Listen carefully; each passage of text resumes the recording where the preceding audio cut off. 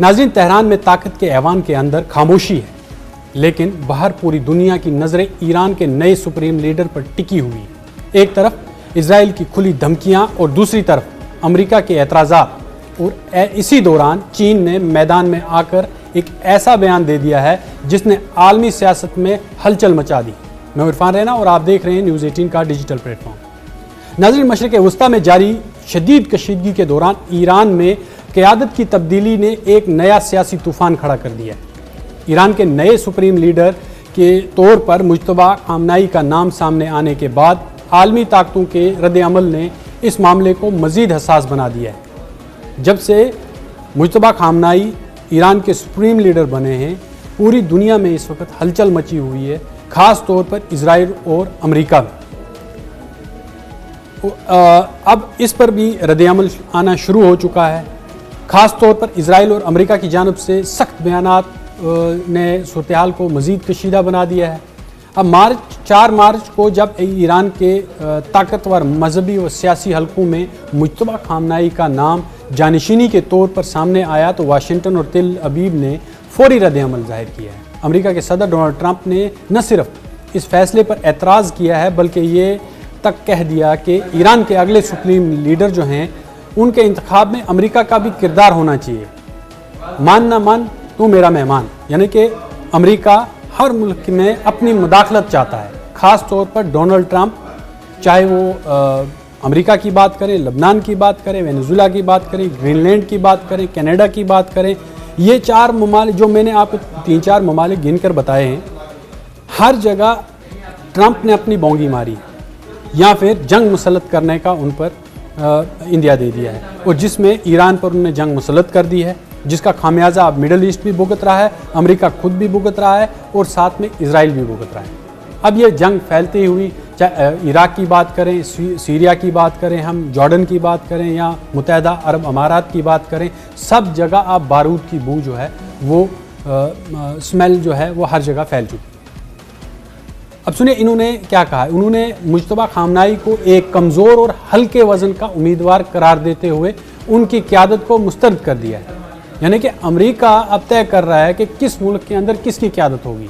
अगर वो अमेरिका के मफाद में है तो सही है, अगर वो अमेरिका के मफाद में नहीं है, अमेरिका के हक़ में नहीं है, तो उस क़यादत को जो है अमेरिका मुस्तरद कर दे रहा है। इसके साथ ही इजराइल की जानिब से और भी सख्त पैगाम सामने आया है। इजराइल की जो मोसाद है उसने एक बात तो वाज़ेह है कि उन्होंने जब भी जो भी कुछ कहा उन्होंने वो करके दिखाया, क्योंकि उनकी इंटेलिजेंस जो है, उनके पास बेशुमार पैसा है, और इंटेलिजेंस सक्सेसफुल तभी होती है जब उसके पास में बहुत ज़्यादा पैसा होता है, क्योंकि पैसे की बुनियाद पर किसी को भी ख़रीदा जा सकता है।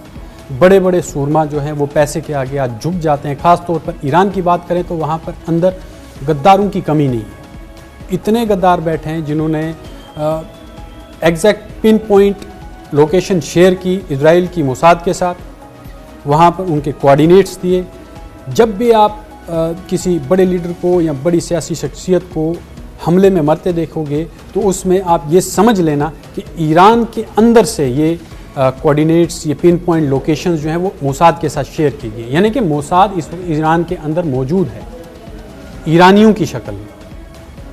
इसलिए वो IRGC से बहुत ज़्यादा चिढ़ते हैं, जो आयतुल्लाह अली खामनाई ने जिसकी तश्कील दी और IRGC बनाई उनने। तो ये जो IRGC है ये पूरा कंट्रोल रखती है ईरान पे। ईरान की जितनी भी क़यादत है वो हमेशा इजराइल के निशाने पर रही है। इसके बावजूद ईरान के अंदर इस वक्त लोग जो हैं वो आयतुल्लाह अली खामनाई की शहादत के बाद अब मुज्तबा खामनाई के साथ खड़े हो चुके हैं। इजराइल की फ़ौज ने सोशल मीडिया पर फ़ारसी ज़ुबान में एक पैगाम जारी किया है और ख़बरदार किया है कि वो आयतुल्लाह खामनाई के जानशीन को भी निशाना बनाने से नहीं हिचकिचाएगी। यानी इस बयान में कहा गया है कि अगर ईरान की क़यादत दोबारा ताकत हासिल करने की कोशिश करती है तो उसके नताइज संगीन होंगे। इजरायली दिफाई फोर्सेस ने यहाँ तक कहा, IDF जिसे कहते हैं, उन्होंने कहा कि वो इस अमल में शामिल किसी भी शख्स को हदफ बना सकते हैं। लेकिन इसी दौरान चीन ने इस मामले में वाज़ेह और दो टूक मौक़िफ़ इख्तियार कर लिया है, यानी कि दायरा अब बढ़ गया। अब पहले रशिया आया, अब जब मुज्तबा खामनाई को धमकी दी गई कि हम उसे भी टारगेट करेंगे, तो अब चाइना भी मैदान में कूद पड़ा है।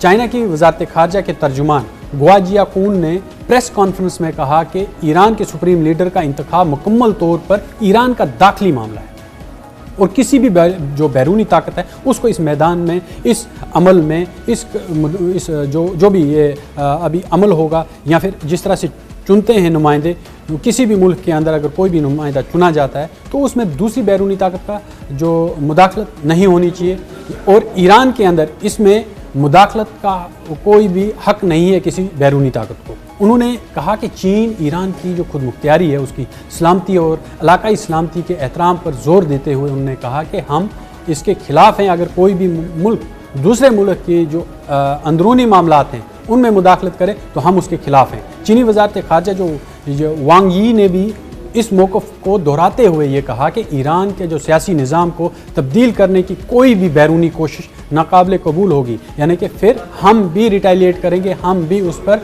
बात करेंगे और फिर हमें भी हक होगा बात करने का।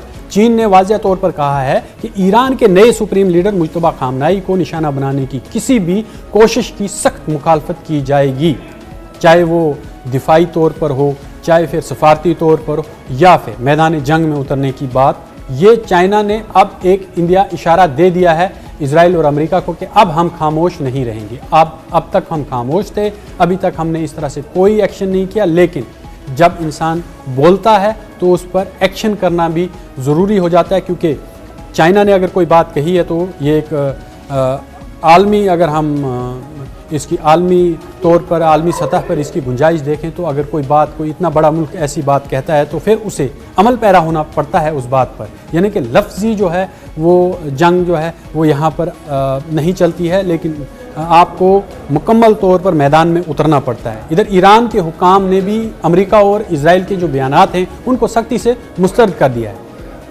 तेहरान का कहना है कि ईरान की क़यादत के इंतखाब में किसी बैरूनी मुल्क का कोई किरदार नहीं हो सकता और ये फैसला जो है वो सिर्फ ईरानी आईनी और मजहबी अदारों के तहत किया जाता है। यूं ईरान के नए सुप्रीम लीडर के ऐलान न सिर्फ तेहरान ही नहीं बल्कि आलमी ताकतों के जो दरमियान एक नई कशमकश को जन्म दिया है। एक तरफ इजराइल और अमेरिका की सख्त धमकियां हैं, दूसरी तरफ चीन और ईरान की खुदमुख्तारी का दिफा करता दिखाई दे रहा है। वहीं अगर माहिरीन की बात करें हम तो उनका कहना है कि ईरान की जो क़यादत है वो बराह रास्त निशाना बनाने की कोशिश अगर उसे की गई तो इसके असरात सिर्फ ईरान तक महदूद नहीं रहेंगे बल्कि पूरे आलम को एक बड़े बहरान की तरफ धकेल सकते हैं। ऐसे में ये सवाल मज़ीद अहम हो जाता है कि क्या आलमी ताकतें इस बहरान को सफारती तरीके से संभाल सकेंगी या फिर कशीदगी क्या जो एक और जो बड़ा जो है तसादम जो है या कशीदगी की एक और बड़े तसादम की शक्ल ये पूरा मामला इख्तियार कर लेगा। जिस तरह से ये जो जंग खित्ते में फैल रही है ये तकरीबन इस वक्त अगर हम कहें तो मिडिल ईस्ट तो पूरा इसकी गिरफ्त में है, साथ में अब यूरोप भी जो है वो भी इसमें शामिल हो गया है। यूरोप की जो रसद है, तेल की रसद है, वो भी मुकम्मल तौर पर बंद हो गई है। लगातार जो है तेल वो उसकी जो कीमतें हैं वो आसमान छू रही हैं। $100 के करीब इस वक्त एक तेल का पर फी बैरल जो है वो पहुंच गया है। तो आलमी जो माशी मंडियाँ या तवानाई की मंडियाँ हैं वहाँ पर एक बहरान पैदा हो गया है। ख़ास तौर पर यूरोप के अंदर जो है गैस की जो है वो काफ़ी बड़ी दिक्कत पैदा हो गई है। हालांकि अभी हम रशिया की बात करें तो रशिया से जो तेल का जो एक्सपोर्ट है उसकी बढ़ने का अंदेशा है कि वो एक्सपोर्ट करेगा इन ममालिक को जो लोग कल तक यहाँ से उनसे तेल नहीं मांगते थे या तेल उससे उनकी रसद जो अमेरिका ने पाबंदी लगा के रखी थी। लेकिन अब मजबूर है अमेरिका भी, क्योंकि तेल कहीं ना कहीं से इन ममालिक को भी ख़रीदना है, तो वो मजबूर है कि अपने घुटनों पर आएंगे और रशिया की तरफ अब वो देखेंगे। जहाँ वहीं तक चीन की बात करें तो कई अबनाए हुर्मुज़ से जो है उनके कुछ टैंकर्स को इजाज़त दी जा रही है, लेकिन अब जो चीन है वो भी अब अपना रूट डाइवर्ट कर रहा है। वो कोशिश कर रहा है कि ईरान की फ़िज़ाई हदूद को कम इस्तेमाल करे, ईरान की जो सी रूट है उसे कम इस्तेमाल करे, क्योंकि जंग में कभी भी कोई भी मिसाइल जो है वो आपके इस बड़े टैंकर्स को हिट कर सकता है, बड़ी वेसल्स को हिट कर सकता है, जिससे चाइना को बड़ा नुकसान हो सकता है। तो अब सब जो है नज़रें वो रशिया के ऊपर टिकी हुई हैं। वो लोग अब ये देख रहे हैं, जो बड़े ताजुर हैं या फिर ऑयल इंडस्ट्रीज़ से वाबस्ता हैं जो लोग, वो अब नए रूट्स जो हैं वो तलाश कर रहे हैं, क्योंकि बहुत बड़ा माशी नुकसान हो रहा है इस वक्त पूरे आलमी मंडियों को। लेकिन अगर हम बात करें ईरान की, तो ईरान ने मुकम्मल कब्ज़ा रखा है इस वक्त अबनाए हुर्मुज़ में, और ये अगर लगातार जारी रहा तो अमेरिका की कमर टूट जाएगी माशी तौर पर, क्योंकि अमेरिका के अंदर भी अब प्रोटेस्ट जो हैं वो शुरू हो चुके हैं।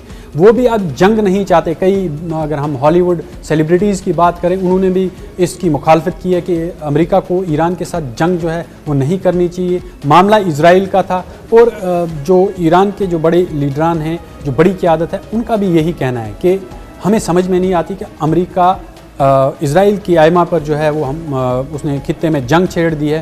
तो ट्रंप जो है असल में वो किसको फ़ायदा देना चाहता है? इजराइल को फ़ायदा देना चाहता है। अगर बात करें अमेरिका की, तो हमेशा उसकी जो नज़रें रही हैं वो हमेशा तेल पर रही हैं। चाहे हम इराक़ की बात करें, वहाँ पर भी उसने एक फ़ॉल्स फ्लैग ऑपरेशन किया, वो भी उस नाम पर सद्दाम हुसैन को फांसी पे चढ़ाया, और लीबिया में मोहम्मद क़ज़्ज़ाफ़ी को उसको लोगों से मरवाया वहाँ पर। अच्छा, फिर अब ईरान की बात करें तो उस पर जंग मुसल्लत कर दी। आयतुल्लाह अली खामनाई को शहीद कर दिया उन्होंने, उसकी लीडरशिप पर हमले लगातार अटैक किए जा रहे हैं। इजराइल असल में इसको मजहबी जंग करार दे रहा है, क्योंकि उनके कॉन्सेप्ट्स और उनकी किताबों के तहत उन्हें जंग करना जो है वो ज़रूरी है। वो अपने एंटी क्राइस्ट को अब वो पुकार रहे हैं कि हम जब जंग करेंगे, क्योंकि रेड हाइफर की अगर हम बात करें, ये एक अलग मामला तो अलग है, लेकिन जिस तरह से ये इसके साथ मुंसलिक है, जिस तरह से वो जंग कर रहे हैं, ईरान उनके लिए ख़तरा है, वो ग्रेटर इजराइल की बात करते हैं। तो ये पूरा अगर हम इसको मामला देखें तो ईरान जो है इनके लिए सबसे बड़ा रास्ते का कांटा था, जिसे वो हटाने की कोशिश कर रहे हैं। और जो लीडरशिप थी आज तक, क्योंकि ईरान अगर न्यूक्लियर बम नहीं बना पाया है, वो तो खुमैनी और फिर उसके बाद आयतुल्लाह खामनाई, खुमैनी की नक्शे कदम पे चलते रहे आयतुल्लाह खामनाई, और खामनाई ने हमेशा इसकी मुखालफत की है कि न्यूक्लियर बम जो है वो डिस्ट्रक्टिव वेपन है, जिससे आलमी इंसानियत को नुकसान होगा। जो इंसान की जो बका है, जो इंसान की जो दुनिया के अंदर शनाख्त है, उसको मिटाने वाला हथियार है। तो ऐसे हथियार जितने भी हैं उन पर उन्होंने एक फतवा दिया था कि ये हराम है, ये नहीं बना सकते हम, लेकिन फिर भी उसकी बेस बनाएगी। जबकि ईरान असल में जितने भी न्यूक्लियर रिएक्टर्स हैं या बाकी चीज़ें हैं ईरान के अंदर, वो तवानाई के लिए इस्तेमाल होती है। बारहा ईरान ने कई बार ये कहा है कि हम कोई न्यूक्लियर टेस्ट नहीं कर रहे हैं हम, लेकिन इस चीज़ को इवन के जो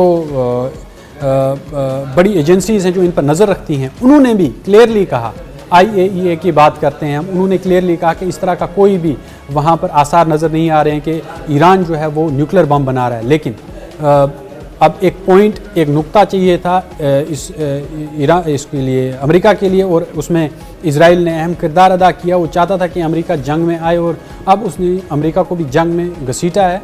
और ये जंग बहुत लंबी चलने वाली है, क्योंकि इसके अब आसार कम हैं कि ये सफारती तौर पर इस मामले का हल होगा। जिस तरह से रशिया अब इंटेलिजेंस बराह रास्त जो है वो ईरान के साथ मिलकर काम कर रहा है, और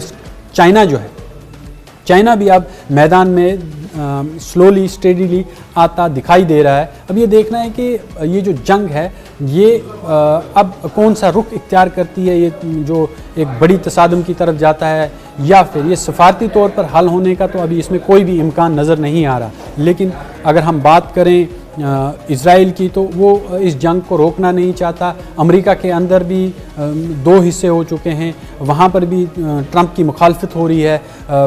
लोग सड़कों पर हैं, वो कहते हैं कि we don't want any war with Iran, but Trump जो हैं वो ठान चुके हैं कि हमें ईरान से लड़ना है, ईरान की क़यादत को हटाना है। जबकि आज करीबन 11 दिन हो गए हैं, लगातार जो है जंग जारी है, और रिजीम चेंज नहीं हो सकी है। लोग जो हैं जो इवैक्यूएट कर गए थे ईरान से, उनका कहना है कि जब हमारे बुज़ुर्ग आयतुल्लाह अली खामनाई ने अपनी शहादत दी अपने मुल्क के अंदर रहकर, वो बाहर नहीं गए, वो किसी बंकर में नहीं गए, तो हम अपने मुल्क से बाहर क्यों जाएं। वो वापस लौट आए हैं और लगातार जो अमेरिका के ख़िलाफ़ जो वो एहतजाज कर रहे हैं और अपने मुल्क के साथ खड़े हैं, अपनी मुल्क के फ़ौज के साथ खड़े हो गए हैं। ये बड़ी नाकामी है अमेरिका के लिए और इजराइल के लिए, जो हमेशा ये कहते रहे कि हम ईरान की सलामती और ईरान की जो औरतें हैं, वहाँ की ख़वातीन हैं, उनके हक़ की बात करते हैं। और अमेरिका वही मुल्क है, उनके हक़ की, एक तरफ से उनके हक़ की बात करता है और दूसरी तरफ एक स्कूल को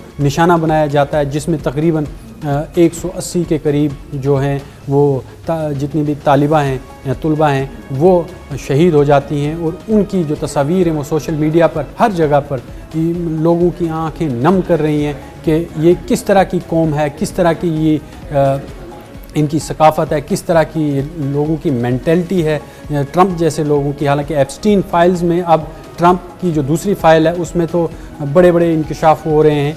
अब ट्रंप इसको छुपाने के लिए मज़ीद और कितनी जंगें छेड़ता है, ये देखना बाकी होगा। ये है न्यूज़ 18 नेटवर्क और आप देख रहे हैं न्यूज़ 18 उर्दू। हमारी पहुंच, आपकी ताकत।